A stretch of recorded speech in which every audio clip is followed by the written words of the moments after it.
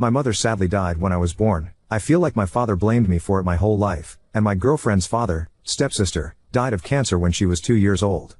We are both 33 now. Our parents met in kindergarten when we were 4 years old. 2 years later they got married and had our siblings 7 years later.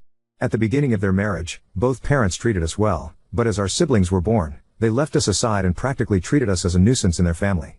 Due to their lack of affection, my stepsister and I became very close in our childhood and adolescence. We were schoolmates, so we spent most of our time together. My mother's family lives in another city, but they were always interested in me. I used to spend my summer vacations with them and I always received gifts and money from my uncles and grandparents because they knew that I was not treated well in my father's house. On the contrary, my stepsister lost contact with her father's family and they were never interested in her. When we graduated from high school, my mother's family offered me to live in their city and pay for my college tuition.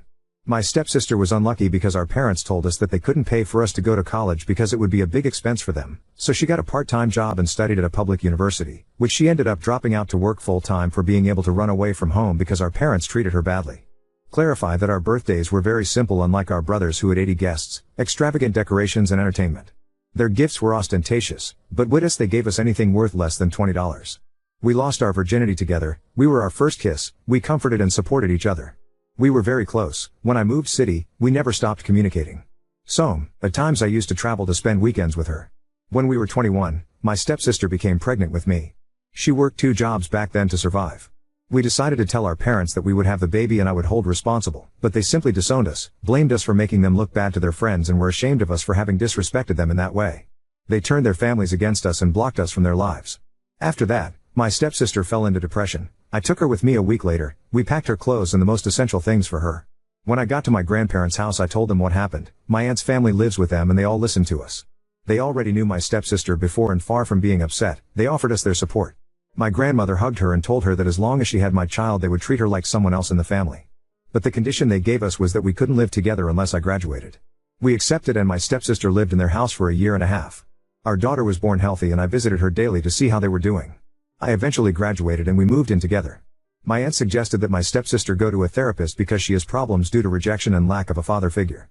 For our daughter's first birthday we decided to email our parents with photos of her in case they were interested in meeting her, but their response was that they were not interested in anything related to us nor were they interested in meeting our bastard daughter. From that day on we swore we would never communicate with them again. Years later my grandparents died, and they inherited me some property and money. By then our second child had already been born before the pandemic. Finally last year our third child was born and I decided to propose to her. The wedding will be in July and we plan to do my girlfriend's dream ceremony. NY. However, a couple of weeks ago our parents contacted us and now they want to have a relation again and want to know their grandchildren. It's been a long time and they forgive us for our mistake and humiliation. We just ignored them and cut off their calls, but on Sunday they knocked on our door and wanted to talk to us. We reject them and do not let them into our house. Since yesterday they began to defame us on their social networks about how bad people we were and how ungrateful we are. My girlfriend has been very anxious since then and we have received hundreds of messages from friends and family who turned their backs on us criticizing our attitude. However, today my uncles have come out to defend us and plan to take legal action against them for defamation. Furthermore, my cousins have clarified our situation with some evidence on their social networks.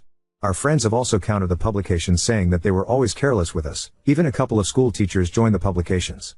Our parents' favoritism is now being exposed at this moment. Finally, my girlfriend and I published the email where they did not want to meet their bastard granddaughter and that we were ashamed to their family. We decided that we would keep our promise to not expose our children to our toxic families, nor will they be invited to our wedding. My uncles suggested we hire extra security personnel, they even offered to pay for it. If this behavior continues, we also plan to take legal action to not allow them to approach us or our children without our permission. My maternal family is definitely the best thing that has happened to us and we feel blessed for it, but my uncles tell us that there is nothing to be grateful for because we are family.